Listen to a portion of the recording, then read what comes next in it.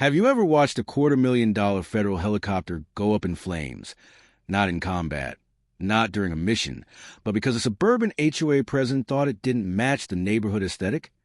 Ever seen years of planning, life-saving infrastructure, and a symbol of emergency response reduced to molten metal and smoke just to protect a cul-de-sac's visual harmony? Yeah, I have. And that was the moment I knew this wasn't just about bylaws and petty complaints. This was war, not the kind fought with fists or flyers, but with jurisdiction, legal strategy, and federal clearance badges that shine brighter than any clipboard. That's me, the guy standing barefoot on his lawn, hair dripping soap from a half-finished shower, staring in disbelief as a fire crew hoses down the smoldering wreckage of what used to be a Chinook helicopter, retrofitted by Homeland Security for emergency disaster relief. The guy who moved into a neighborhood for peace and prep, and got a Civil War in yoga pants in Comic Sans. Let me back up for a second. It started 4 months earlier, when I moved into what I thought was a peaceful little community just outside Fox Ridge, Oregon, a place where mailboxes all match, the lawns look airbrushed, and every HOA notice smells faintly of lavender and authoritarianism. All I wanted was quiet, privacy, and a safe place to store my aircraft. Not for show, not for vanity, but because I serve as a director of tactical airlift for Homeland Security. My job is to get aid, fast, into chaos zones when natural disasters strike. Floods, wildfires, grid collapses. That helicopter wasn't a toy. It was a lifeline. But try explaining that to Celeste Langford, the self-proclaimed Madam President of the HOA. A woman who believes power comes from a laminated handbook and a personalized gavel. And she didn't just dislike the helipad behind my property. She called it visual terrorism. You think I'm exaggerating? Buckle up, because if you think it ended with a few nasty letters and a $500 fine, you're not even close. It didn't take long for Celeste to make her first move. Barely 24 hours after I moved in, before I'd even finished unpacking boxes, an envelope appeared on my doorstep. No welcome note, no cookies. Just a pastel pink letterhead with a gold foil seal and bold Comic Sans letters that read, "Violation Notice." The offense? My helipad, a fully permitted, legally zoned, FAA cleared concrete circle behind my property, one that had already passed both state and municipal inspections. To her, it was unauthorized infrastructure. Worse, it was, and I quote, aesthetic vandalism. I thought it had to be a mistake. Surely, she didn't know who I was or what the aircraft was for. So I responded like any reasonable adult would, respectfully. I compiled every document, FAA clearance, DHS mission use contracts, zoning permits. I even invited her over to walk the site and talk about it. She refused a meeting. Instead, she doubled the fine and sent a second letter with a sticky note that read, "Federal clearance is not a valid exemption from community standards." It was like arguing with a brick wall covered in rose decals and passive aggression. But it didn't stop there. Celeste's husband, Ronald Langford, vice president of the HOA and living proof that mediocrity can, in fact, wear khakis, began showing up at my fence line with a tape measure and notebook, mumbling things like setback violations and shade line discrepancies. Meanwhile, the HOA portal lit up with new regulations. Late-night floodlight use, now a noise violation. Emergency landing protocols, a threat to wine hour tranquility. It was all designed for one purpose, push me out or grind me down. But I wasn't going anywhere. I've coordinated airlift rescues out of hurricane zones. You think a clipboard and a community barbecue flyer scare me? No, they just motivated me. And then came the water theft, which was the moment things stopped being ridiculous and started becoming criminal. It started with a flicker, just a slight dip in water pressure one morning. Barely noticeable. But in my line of work, anomalies matter. So I checked the system. Valves? Intact. Pump? Functioning. But the usage logs? They told a different story. There was a spike in draw at 2:13 a.m. and again at 2:15. Then again 2 nights later. That's when I followed the buried line out back and discovered a new, unauthorized junction. Someone had tapped into my private well, a supply maintained and tested for emergency use, and spliced in a concealed irrigation line that disappeared directly into Celeste's backyard. I stood there, holding the freshly dug PVC segment in my hand, as my blood simmered just below a full boil. She didn't ask, didn't notify, just trespassed, dug a trench, and started funneling my federally monitored water to keep her imported white hydrangeas from wilting during a drought advisory. And when I confronted her, she had the gall to laugh. It's just water. You don't own the rain. Bold words for someone who doesn't even own the pipe she used to steal it. I could have filed a police report, could have taken it to zoning enforcement, but honestly, I had something better: time, access, and a grudge wrapped in patience. So I rerouted the connection. Same pressure, same flow, but now it passed through a secondary tank, one that just so happened to hold the gray water runoff from our septic field tests. Perfectly legal, absolutely disgusting. Her roses began dying within the week. The HOA posted about a possible airborne soil blight. Someone blamed the landscaper. Another blamed fireworks. Celeste blamed me, of course, but she had no proof. And I wasn't talking. I simply sat on my porch, sipping black coffee, and listened to the hum of her malfunctioning drip system coughing community compost tea into her precious garden maze. That was the first blow. But the next one, it would be explosive. Literally. 2 weeks later, I returned from a federal disaster readiness drill. It had been a grueling 72-hour simulation on wildfire evacuations, exactly the kind of mission the helicopter behind my house was designed for. I landed it like always, ran a full post-flight checklist, double-checked the safety systems, and stepped inside for a quick shower. 30 minutes. That's all I was gone. By the time I stepped back out, barefoot, soap still clinging to my neck, the sky above my property was painted with smoke, acrid black and rising fast. The smell hit first: burning oil, scorched wiring, the sickly heat of melted composite. And then I saw it. The Chinook was on fire. Not a fire, not a spark, a full-blown inferno. A $14 million federally registered aircraft burning like a bonfire. I sprinted across the lawn, shouting, choking on fumes. The fire department was already there. Yellow suits, hoses, radio chatter. But the heat was too much. They weren't saving anything. They were just containing a loss. And standing off to the side, arms folded, sunglasses on, sipping from a stainless steel wine tumbler, was Celeste Langford. She smiled. "I warned you," she said, voice as flat as concrete. "It was a hazard, so we had it removed." Removed. Those were her exact words. Turns out, she reported the helicopter as an abandoned military relic, called in a scrap crew, not even professionals, just a third-party hauling service, and told them to dispose of it. They towed it with improper rigging, punctured the fuel lines, dumped it on undeveloped HOA land, and because someone decided it was too big to scrap, they set it on fire. No permits, no fire protocols, no awareness that they were destroying federal emergency equipment. One of the firefighters later pulled me aside and told me, off the record, that Celeste insisted on removing the eyesore before it attracted looters. Looters. For a helicopter. Ronald, her ever-loyal shadow, tried to hand me another fine. This time, $115,000. For unauthorized vehicle storage. I stood there, shirtless, soaked, covered in soot, and staring like he'd grown an extra head. He read the citation aloud, deadpan, as if this wasn't full-blown insanity. That was when it clicked. They thought I was some eccentric ex-military gearhead, playing with a toy in my backyard. They had no idea what they'd just destroyed. They had no idea who they'd picked a fight with. But they were about to learn, because when you burn a helicopter tied to federal disaster operations, you don't get a slap on the wrist. You get the full weight of Homeland Security. And I was the one who would carry it to their doorstep. That night, I didn't rage. I didn't scream. I didn't even finish the drink I was holding. I just sat on the back porch, watching the smoke rise on the helipad where my Chinook once stood, now nothing more than twisted steel and melted avionics. I wasn't angry. I was focused. Because this wasn't just about a destroyed aircraft. It wasn't even about the water theft or the fake fines or the ruined hydrangeas. This was about principle.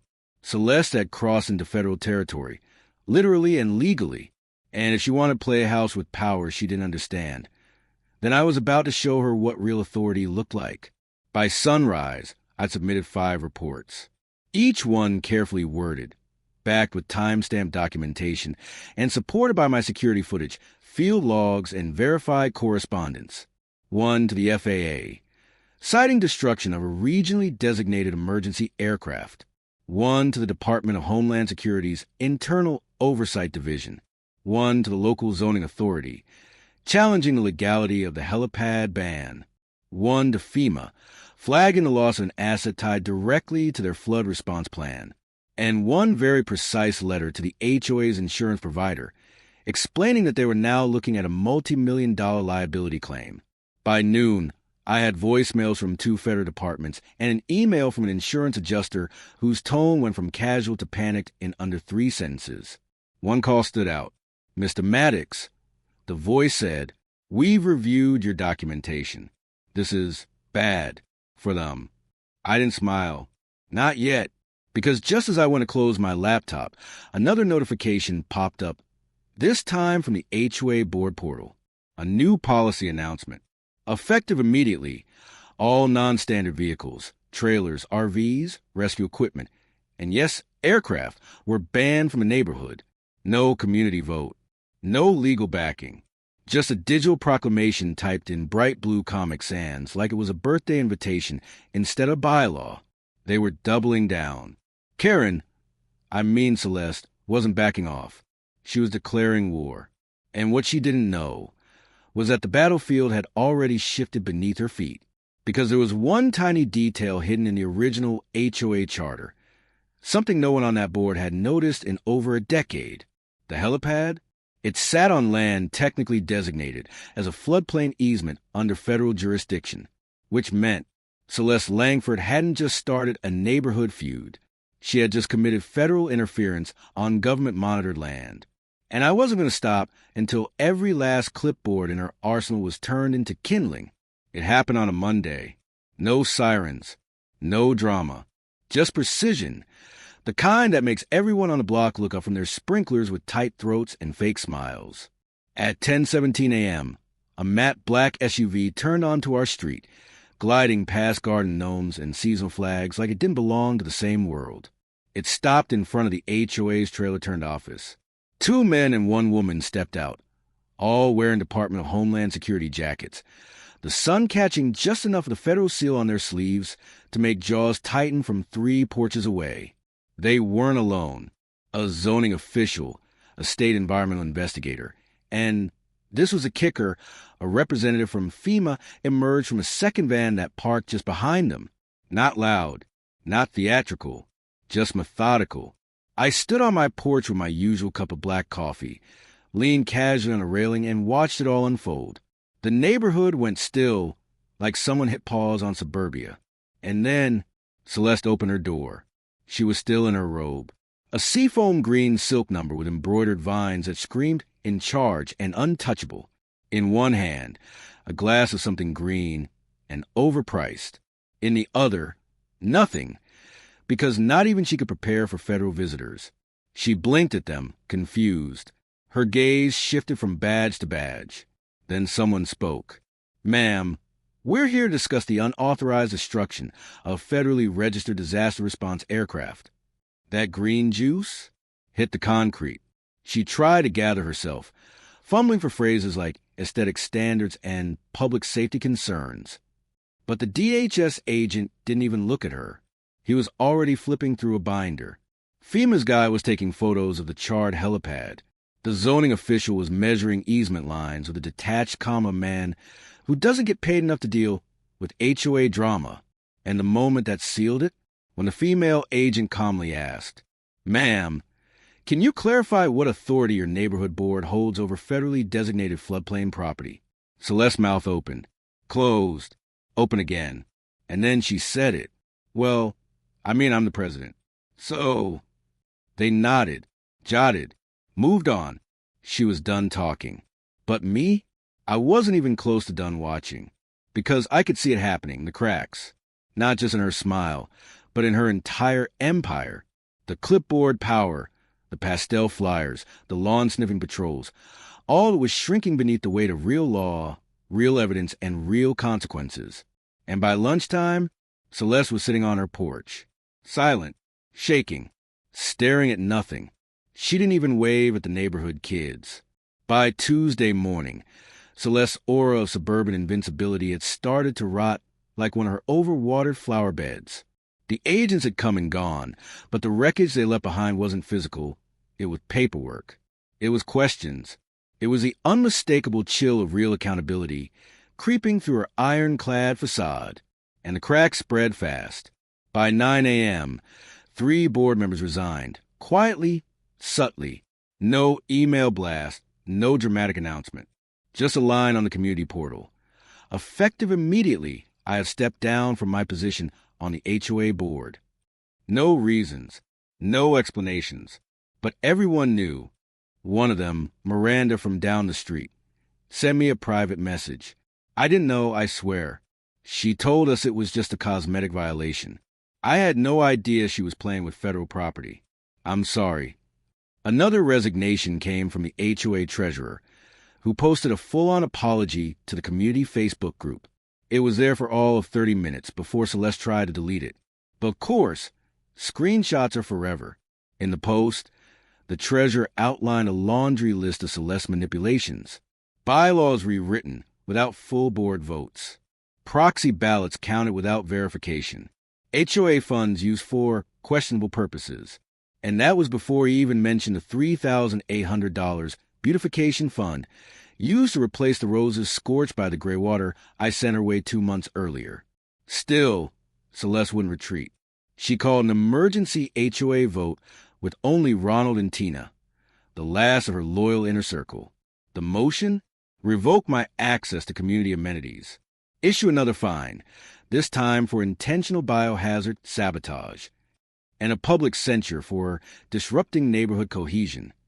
I laughed so hard I nearly dropped my coffee. She still thought this was about lawns. She still thought this was about winning some middle school power contest where the loudest voice gets to rewrite reality. What she didn't know was that every single one of her moves, every retaliatory fine, every unauthorized meeting, every penny misused, was now part of an active federal investigation. And while she scribbled citations and clung to her throne, I was adding every new offense to a growing stack of evidence. Because she hadn't just crossed a line anymore. She'd drawn a map to her own destruction. By the end of the week, the hammer dropped, not with a bang, but with a certified letter delivered right to Celeste's mailbox.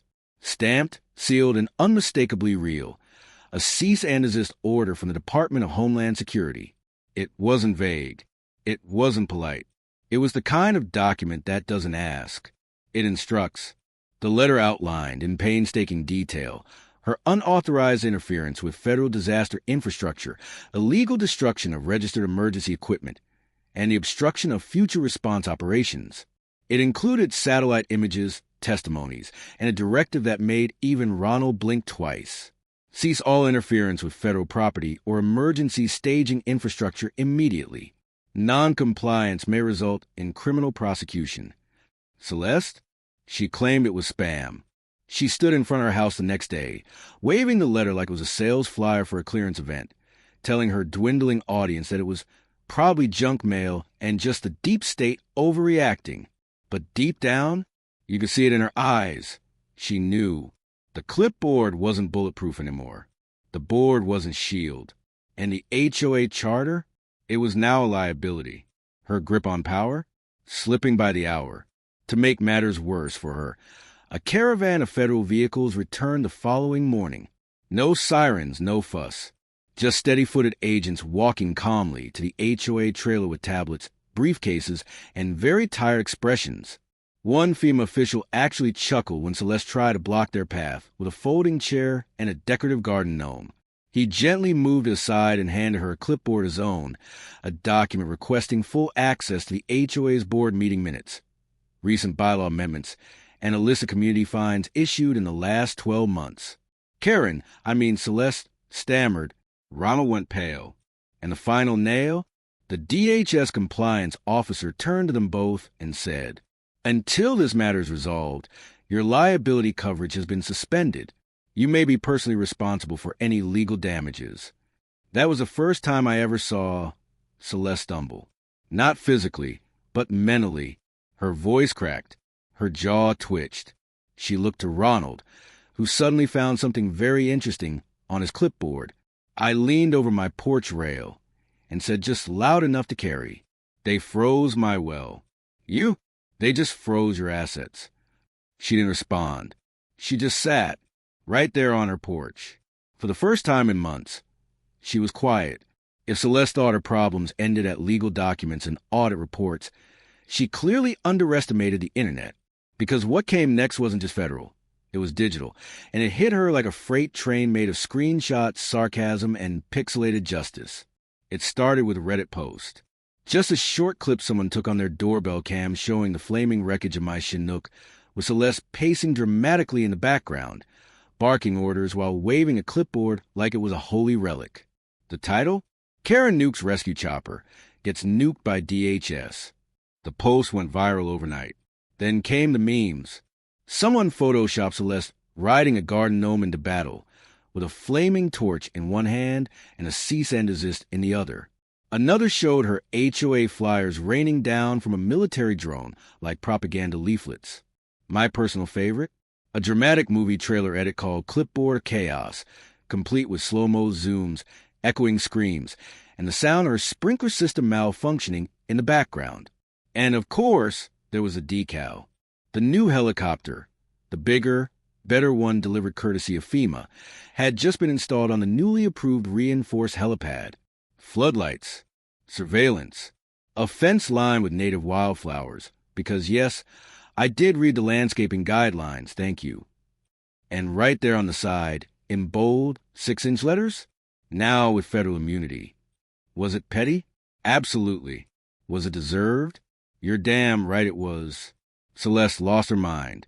She claimed the decal was aggressive, that it was military intimidation, and that it projected hostility. She even tried to circulate a petition to have the helicopter moved for the mental health of the community. It got 3 signatures. Her final Hail Mary came in the form of a personal cease and desist she mailed directly to me, written on faux parchment paper and signed with gold ink like she was trying to make it feel royal. She accused me of defamation, emotional terrorism via sarcasm, coordinated meme warfare. That last one, I printed and framed it. Because if you're going to accuse someone of weaponizing the internet, you better expect the internet to respond. And it did. By the end of the week, Celeste's face was a TikTok filter, her gnome was a meme sticker, and her reign of HOA tyranny had become a masterclass in how not to lead a community. But the real blow, that came when the final audit arrived. It didn't come with a bang. No sirens, no shouting, just a knock on Celeste's door and a thick envelope marked with the official seal of the Department of Homeland Security. The final audit report had landed, and it didn't pull punches. The findings were brutal. First, the DHS concluded that Celeste's destruction of the Chinook helicopter constituted negligent interference with federally protected infrastructure. That alone carried potential civil and criminal consequences. FEMA's separate review revealed that during her tenure, HOA funds had been misappropriated. Money allocated for neighborhood stormwater improvements had instead been rerouted into aesthetic enhancements for the community clubhouse, including a full renovation of the wine nook and the purchase of custom blinds for privacy during executive deliberations. But that wasn't all. The Zoning Commission found that the emergency policy updates Celeste rammed to the board, like banning non-standard vehicles, violated state statutes requiring public votes and homeowner consent. They hit the HOA with a retroactive violation for improper land use, including a daily fine that dated back to the day the helicopter was destroyed. And in a final twist of karma, the HOA's insurance provider, already skating on thin ice, dropped their policy entirely, citing excessive liability risk. The board, now without coverage, scrambled to avoid being personally named in lawsuits, and Celeste's own home was placed under lien to cover pending restitution. She was, in every way that mattered, finished, not removed by a vote, not stepped down with dignity. but officially and legally stripped of authority. Her name attached to a federal investigation, her empire of pastel flyers and laminated bylaws reduced to a cautionary tale whispered on porch steps.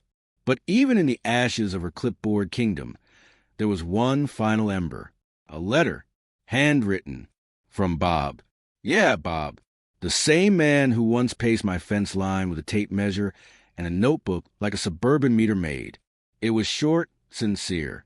He apologized, said he didn't realize how deep it all went until it was too late, asked if I'd consider speaking at the next community meeting to help rebuild trust. I went. The room was packed, not just board members and homeowners, but families, seniors, even a few teenagers, probably there for snacks. I told them the truth, that I didn't move into their neighborhood to fight a war. I moved here to do my job, protect lives, and maybe enjoy a little quiet. I told them about the helicopter, about the lives it could have saved, about the flood response plan that never launched, and about how quickly power becomes poison when nobody holds accountable. They listened. They clapped. A few people cried. From that day on, the neighborhood changed. The HOA was restructured under new leadership, people who believed in service, not control. I was asked to help revise the bylaws, to ensure something like this never happened again. And the new chopper? It became a symbol, not of intimidation, but resilience. Kids visited. Neighbors waved. People stopped asking, "Why do you need that?" and started saying, "Thank you for being ready." As for Celeste, she moved, fled, really. Her house sold quietly. A moving van arrived one morning before sunrise. She didn't say goodbye. Not to me, not to anyone. She tried to restart her legacy in another state, in another HOA. She even became president again, until the internet found her. Again. Because the thing about tyranny is, it doesn't fade. It festers. But justice? Justice echoes. The last letter I ever got from her was another cease and desist. This one accusing me of ongoing emotional distress via meme culture. She demanded I take down the decal on the new helicopter and instruct the internet to stop mocking her. I framed it right next to my certificate from DHS naming me Emergency Operations Liaison for the district, because in the end, all I had to do was stand still while Celeste self-destructed. And now, the helipad gleams under floodlights. The gnome winks from the garden. And every now and then, I hear the hum of rotors above the neighborhood. Quiet, steady, ready, federal clearance still in hand. Karen, just a clipboard memory. And that's how one clipboard war ended in flames, memes, and federal paperwork. Let us know in the comments where you're watching from, and whether your HOA has ever tried anything even close to this. Because remember, some people build fences, others build cases,